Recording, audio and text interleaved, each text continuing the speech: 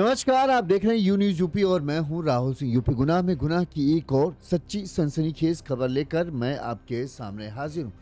ये हमारी जो खबर है यूपी के महोबा जिले की है, जहां पर एक हत्याकांड का पुलिस ने कहें करीब 8 दिन बाद खुलासा किया है। 25 फरवरी को घर के अंदर दिन दहाड़े एक महिला की हत्या हुई थी। जिस तरह से हत्यारों ने इस हत्या की वारदात को अंजाम दिया था, एक तरीके से कहें उन्होंने कोई भी सबूत नहीं छोड़ा था। पुलिस को इस महिला के कमरे से एक आधी टूटी हुई चूड़ी मिली थी। इस चूड़ी की गुत्थी को सुलझाते हुए पुलिस ने आखिरकार हत्यारी मां और उसके बेटे को गिरफ्तार कर लिया, जिन्होंने महिला के दिन दहाड़े तकिए से गला दबाकर हत्या की थी और फिर इस हत्याकांड को लूट की वारदात को दिखाने के लिए उनके उसके गहने भी लूट लिए थे, ताकि सबको लगे कि लुटेरों ने इस पूरी वारदात को अंजाम दिया। पर असल में घर में काम करने वाली महिला ने अपने बेटे के साथ मिलकर इस पूरी वारदात को अंजाम दिया।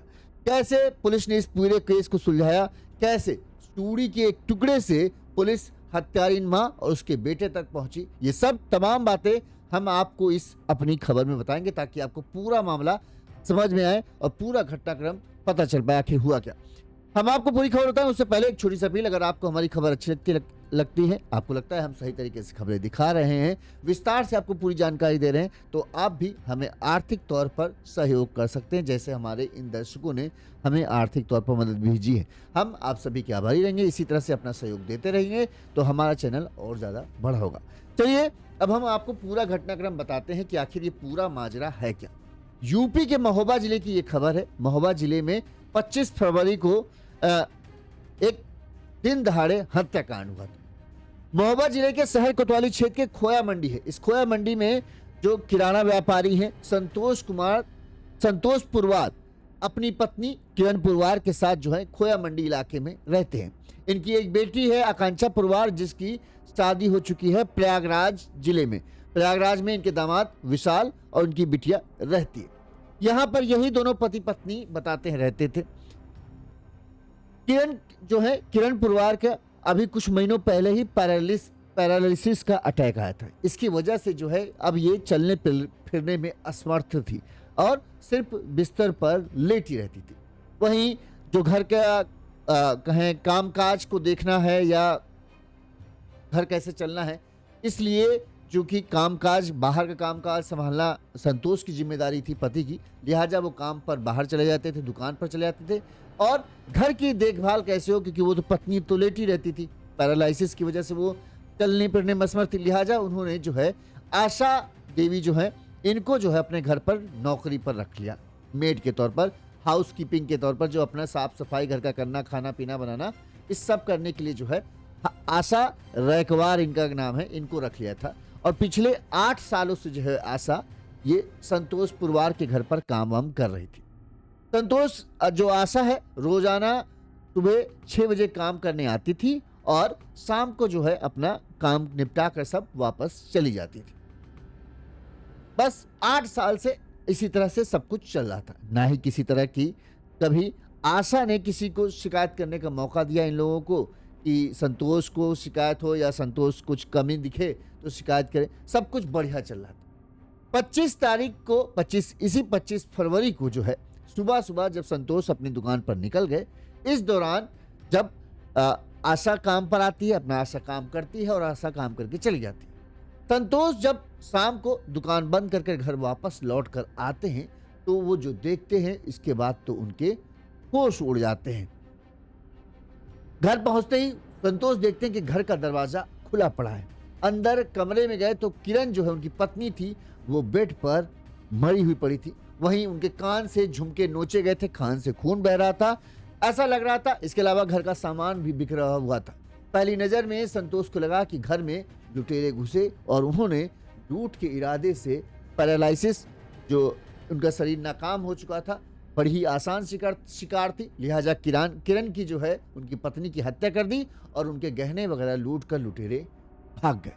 तुरंत ही संतोष को जैसा ये सब पूरा मामला समझ आया, उन्होंने इस बात की सूचना जो है पुलिस को दी कि ऐसा ऐसा हमारे यहाँ घर में कांड हो गया।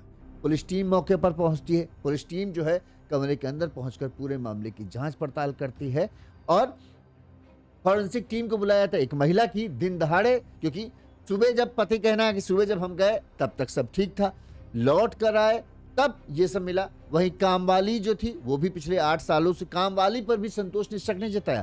संतोष कहना था कि 8 साल से वो हमारे घर में काम कर रही थी, काम पर आती और अपना काम निपटा के चली जाती थी, आज तक हमें कोई शिकायत नहीं हुई, तो लिहाजा उन्होंने उस पर नहीं शक किया। लेकिन पुलिस को जब पुलिस पूछताछ करती है तो संतोष ने पूरा घटनाक्रम ये बताया कि भाई हम सुबह गए और रात में हम आए, तब हम जब आए तब वो मृत मिली पत्नी और घर का सामान बिखरा पड़ा था। हमारे बाद जो है हमारे रहते ही नौकरानी आती थी, घर की काम करने वाली मेड जो है वो आशा आती थी और वो शाम को हमारे आने से पहले ही काम निपटाकर अक्सर चली जाती थी। पुलिस जांच पड़ताल करती है। पुलिस को लगता है जिस तरह से घर का दृश्य दिख रहा था, ऐसा लग रहा था कि हाँ, लूट के इरादे से ही हत्या की गई। और दूसरी बात ये भी था, चूंकि घर पर किरण ही अकेले रहती थी, ऐसे में इस वारदात को अंजाम देना बहुत आसान था। तो सबको शुरुआत में ये लगा कि लुटेरों ने ही हो सकता है इस पूरी हत्याकांड की वारदात को अंजाम दिया। वहीं इस घटना की सूचना जैसे ही इनकी बेटी को दी गई, बेटी दामाद जो है विशाल, वो भी यहाँ पर आ गया, बेटी आकांक्षा आ गई। दामाद ने पता नहीं क्या, उसे कुछ शक लगा, उसे लगा कुछ ये लूट के इरादे से हत्या नहीं है, ऐसा लग रहा है हत्या की गई है और फिर इस पूरे घटनाक्रम को लूट दिखाने की कोशिश की गई।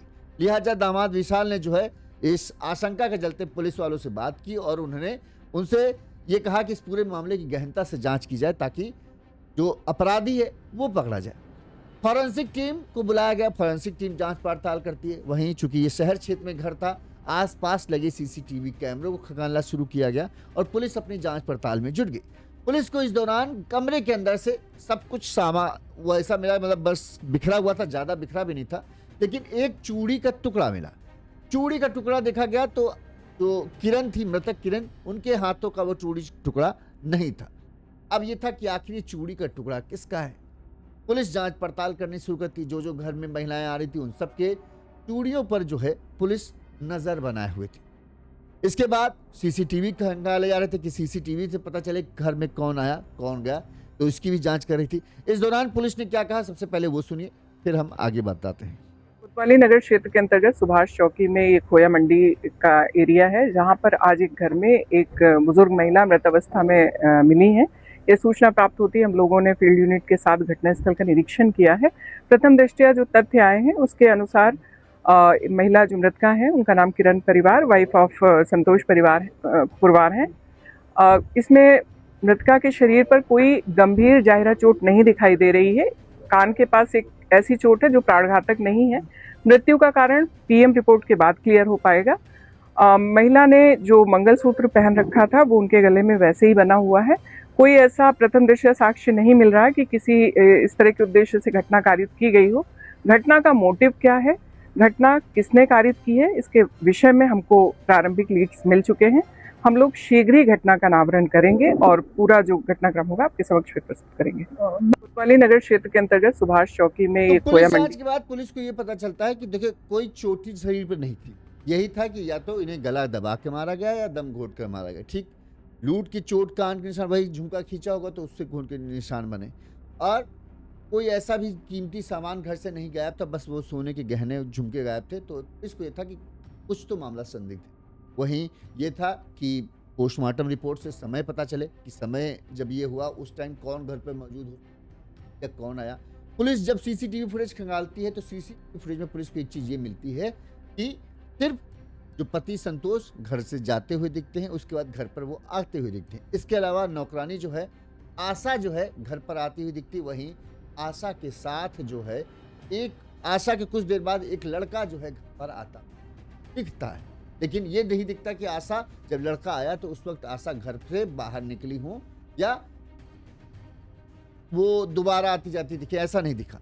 तो पुलिस को शक हुआ कि कुछ न कुछ गड़बड़ है आशा और सोनू से, ये जो लड़का आया है।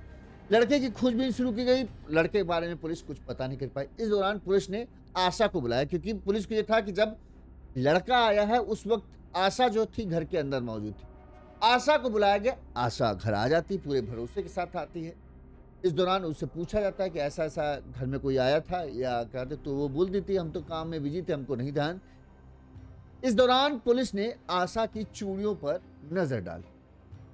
यहां से पुलिस को एक बड़ा सुराग मिलता। आशा की चूड़ियों के सेट थे, जो उसने 4-5 चूड़ियां पहनी थी, वही चूड़ियां में से एक चूड़ी का हिस्सा टूटा हुआ वो घर के अंदर। पुलिस को लगा कि कुछ न कुछ तो आशा से ही गड़बड़ है। अब ये था कि ऐसे पूछेंगे तो कह देगी कामकाज के दौरान से टूट गई, हमको क्या पता, हमको नहीं मालूम। लिहाजा पुलिस ने इसको ये किया कि थोड़ा सख्ती से पूछ। अब पुलिस ने सीसीटीवी फुटेज, चूड़ी का वो टुकड़ा और तमाम जो भी साक्ष्य ऐसे थे जो शक इशारा कर रहे थे कि हत्याकांड में जो है कहीं ना कहीं आशा का हाथ शामिल है, सख्ती से पुलिस उनके साथ सब तथ्यों के साथ पूछताछ शुरू करती है। और सवाल जब घुमा घुमा कर पुलिस पूछना शुरू करती है, आशा टूट जाती है। आशा कबूल कर लेती है कि हाँ, उसने ही 8 साल के भरोसे का कत्ल किया, उसने ही 8 साल के विश्वास को चकनाचूर किया और अपनी मालकिन की हत्या कर दी। जब संतोष परिवार को ये सब पता चला कि ऐसा आशा ने किया, तो उनको तो यकीन भी नहीं हुआ। उनका कहना था, हम तो उस पर अंधा भरोसा करते थे, 8 साल से वो काम कर रही थी, आती थी, अपना काम वाम करती थी, एक तरीके से उसको सब कुछ पता था, घर में का रखा था, लेकिन कभी हम ये नहीं सोच सकते थे कि वो ऐसा कर सकते। 1-2 साल हुए नहीं थे, 8 साल हो चुके। अब पुलिस पूछताछ करती है कि आखिर तुमने कैसे इस पूरी वारदात को अंजाम दिया और क्या ऐसी वजह थी, तुम्हारा तो यहाँ पुराना व्यवहार था, 8 साल से तुम काम कर रही थी, तो फिर तुमको अचानक इतना बड़ा धोखा देने की जरूरत क्या पड़ गई। पुलिस को सबसे पहले यह था कि आशा जो कहाँ की रहने वाली थी, ये नयापुरा बंधन वार्ड की रहने वाली थी। आशा रैकवार नाम था और ये घरों में यही खाना बनाने का काम करती थी। रोजाना आशा 6 बजे आती थी और काम निपटाने के बाद शाम को जाती थी। 25 फरवरी को भी सुबह सुबह जो है आशा घर पहुंच जाती है। इस दौरान वो घर का काम शुरू कर देती है और संतोष जो है रोज की तरह अपने काम पर जाने के लिए निकल रहे होते हैं, नाश्ता पानी करके निकल जाते हैं। घर पर पत्नी किरण और नौकरानी आशा ही मौजूद थी। रात को दुकान बढ़ाने के बाद जब आते हैं तब उन्हें ये सब घटना दिखती है। तो आशा से पूछताछ में पता चलता है कि आखिर क्या हुआ। तो उसने बताया कि दरअसल किरण घर के पिछले 8 सालों से वो किरण के यहाँ घर पर काम तो कर रही थी, लेकिन खुश होकर नहीं कर। उसका कहना है कि शुरुआत में कुछ दिन तक तो ठीक रहे, लेकिन इसके बाद जो किरण है उनका गुस्सा जो है आए दिन उसके ऊपर फूटता रहता था। आए दिन वो उसकी बेइज्जती करती थी, उसे कुछ भी काम में कमी थोड़ी सी भी मिल जाए तो उसे गालियां देने लगती थी, उलझुल बातें करती थी। लेकिन चूंकि मजबूरी थी तो उस मजबूरी के चलते जो है मैं उनकी बातें सुनती रहती थी। लेकिन एक हद होती है, हर बात पे टोका टाकी, हर बात पे कमी निकालना, हर चीज पे वो करना, वो उनकी अब आदत बन गई थी। लेटे लेटे रहना, एक तरीके से कह दे कि किरण को चिड़चिड़ा बना चुका था और इसी चिड़चिड़ाहट को वो सिर्फ अपनी नौकरानी के ऊपर निकालती थी और कहती थी। आशा का कहना था कि सिर्फ बातें कहना या ताना मारना ही नहीं था, छोटी छोटी गलतियों पर वो ऐसी ऐसी गालियां देती थी कि जिसे कोई बर्दाश्त ना कर सके। मेरी वो बहुत ज्यादा बेइज्जती करती थी, अब ये मुझसे बर्दाश्त नहीं हो रहा था। 25 फरवरी को आशा ने कहा, जब संतोष भैया दुकान चले गए, इस दौरान भी काम को लेकर एक बार फिर से मालकिन किरण ने मुझसे गाली गलौज की और मुझे ताने मारे, मेरी बेइज्जती की।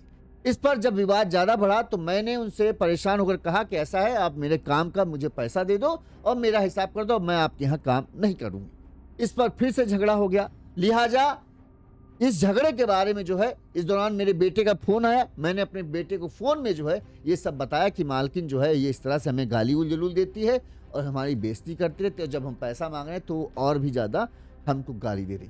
तो बेटे ने भी जब ये सुना तो वो भी गुस्से में भर गया और गुस्से की वजह से जो है मेरा बेटा वो तुरंत यहाँ चला आया।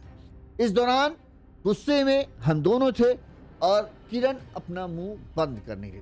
दोनों पहुंचने के बाद भी वो बराबर हम दोनों को गरियाती जा रही थी, जिससे गुस्से में आकर मेरे बेटे ने जो है तकिया उठाया और सीधे किरण के मुंह पर रख दिया और तब तक दबाए रखा जब तक कि उनकी सांसें नहीं थम गई। इस दौरान मैंने उनके हाथ पकड़ लिए, पैरालिसिस था तो ज़्यादा कुछ कर नहीं सकती थी, लिहाजा दोनों ने उनको तब तक दबाए रखा जब तक कि उनकी सांसें हमेशा के लिए थम नहीं गई।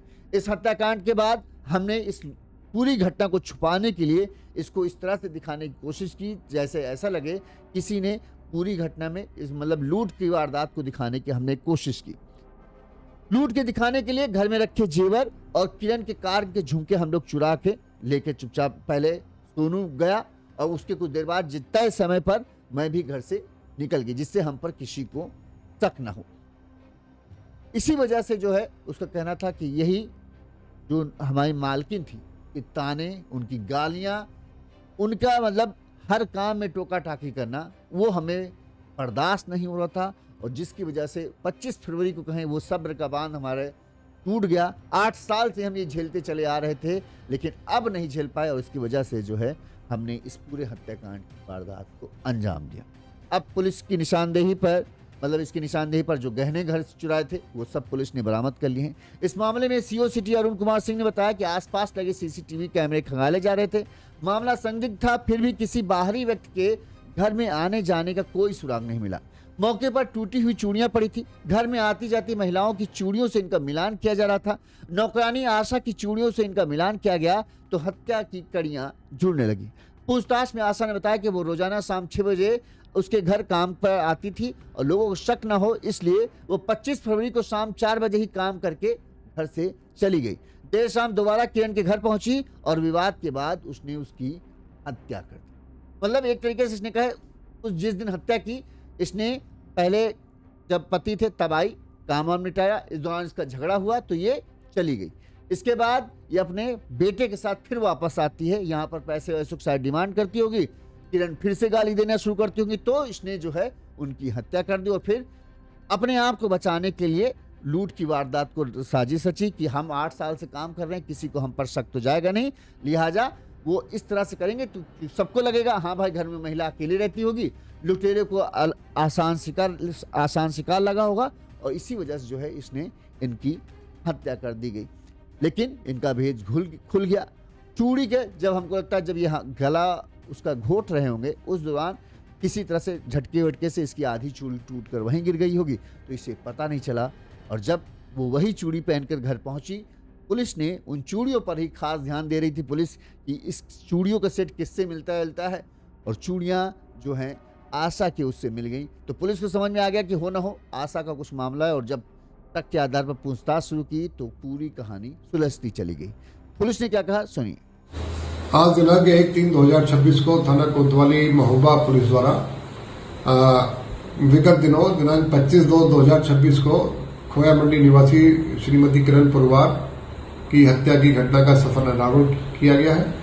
घटनाक्रम के अनुसार श्रीमती पुरवार जो कि पैरालिसिस थी और चलने फिरने में असमर्थ थी, अपने कार्य नहीं कर पाती थी, फिर छोटी छोटी बातों पर वो घरेलू नौकरानी आशा पर डिपेंड थी। आशा को बार बार टोके जाने पर जब आशा द्वारा कार्य नहीं किया जाता था तो वो गाली गलौज में उसको भद्दे शब्दों से अपमानित भी कर देती थी, जिससे आशा क्षुब्ध थी, जिसके संबंध में आशा द्वारा अपने परिवार को बताया गया। इस पर उसके पुत्र सोनू व आशा ने उन्हीं शख्स के कटु शब्दों से आहत होकर दिनांक 25/2/2026 की रात्रि में जब घर पर कोई नहीं था, श्रीमती पुरवार अकेली थी, उनके घर गए हुए उनके तकिए से दबाकर उनकी हत्या किए जाने की स्वीकारोक्ति की है। घटना का सफल अनावरण किया गया है, जिसमें घटना के अनावरण के क्रम में forensic team, SOG team, surveillance team सभी का सहयोग लिया गया है। वह घटनास्थल के निरीक्षण के दौरान महत्वपूर्ण साक्ष्य भी प्राप्त हुए थे। घटना करते समय आशा की हाथ की कांच की चूड़ी वहीं पर टूट गई थी, जिसका बाद में मिलान किया गया तो वो आशा की होना पाई गई है। महत्वपूर्ण साक्ष्य है। इसके अलावा एक और ने भी महत्वपूर्ण साक्ष्य प्राप्त हुए हैं। आशा व उसके पुत्र सोनू को गिरफ्तार कर लिया गया है। इनका चलन मान्य न्यायालय किया जा रहा है, आवश्यक विधि कार्रवाई की जा रही है। धन्यवाद। इसीलिए शायद ये कहा जाता है कि जो तलवार या चाकू या किसी हथियार का जख्म जो होता है वो भर जाना आसान होता है, लेकिन शब्दों से दिए गए जख्म जो होते हैं, जो आप अपनी बोली से किसी को जख्म देते हैं, वो ऐसे होते हैं कि कई बार ही भरते हैं, कई बार क्या अक्सर नहीं भरते हैं और वो दूसरे आदमी को वो बनने पर मजबूर कर देते हैं जो नहीं थे। यहाँ पर आशा पिछले 8 सालों से इनके घर पे काम करती थी, आ रही थी, काम कर रही थी, सब कुछ था, लेकिन क्योंकि हो सकता है अक्सर बीमार आदमी चिड़चिड़ा हो जाता है और वो भी आशा किरण जो थी बीमार थी ही, ऊपर से पिछले कई सालों से जो हैं, कई महीनों से जो है बिस्तर पर लेटी थी पैरालिसिस से अटैक होने की वजह से। इसकी वजह से शायद उनकी चिड़चिड़ाहट और ज़्यादा बढ़ गई होगी। अब वो छोटी छोटी चीज़ों पर जो है मीन मेक करने लगी होंगी और ये चीज़ जो है हर किसी को पसंद नहीं आती। हर कोई तो आपकी प्रॉब्लम को नहीं समझता है, क्योंकि आदमी जब लेट चल नहीं पा रहा है तो उसमें कहीं कहीं कई तरह की दिक्कतें विकृतियाँ आने लगती हैं। चिड़चिड़ा होना, गुस्सा होना, ये सब चीज़ें सामान्य होती। लेकिन आदमी को लगता है कि चलो जो भी हो, आप बीमार हो तो चुपचाप बैठो, लेकिन हम काम कर रहे हैं, हमको काम करने दो। आशा को यही लगता होगा, लेकिन जो है अपनी भड़ास निकालने के लिए किरण को आशा आसान शिकार लगती थी, तो इसलिए वो उनको वो उसको जलूल कहानी कह देती थी, गाली दे देती थी। उसे लगता था क्या कहेगी, नौकरी हमारे यहाँ करती है तो ना चाहते हुए भी हमारी बात सुनेगी। तब तक कोई सुनेगा। कोई कितना भी कमज़ोर हो, कोई कितना भी गरीब हो, एक सीमा होती है। 8 साल से ईमानदारी से काम कर रही थी, लेकिन अब जब उसे लगा कि बहुत हो गया, उसने इस भरोसे को एक झटके में ही इस तरह से उखाड़ा जिसकी किसी ने कल्पना तक। पुलिस ने आशा और उसके बेटे सोनू दोनों को गिरफ्तार कर जेल भेज दिया है। वहीं जो पति हैं संतोष, उन्हें अभी भी कह रहे हैं हमें यकीन नहीं हो रहा है कि इस तरह से आशा और उसके बेटे ने इतनी बड़ी दगाबाजी हमसे, ये भरोसा तोड़ा, इससे बहुत बड़ा हमें झटका लगा है। अब तो किसी पर कभी भरोसा कर ही नहीं पाए। इस खबर पर आपकी क्या राय है, हमें कमेंट करके जरूर बताइएगा। इसी तरह से गुनाह की तमाम बड़ी खबरें हम आप तक पहुंचाते रहेंगे। देखते रहिए यूनिज़ यूपी। नमस्कार।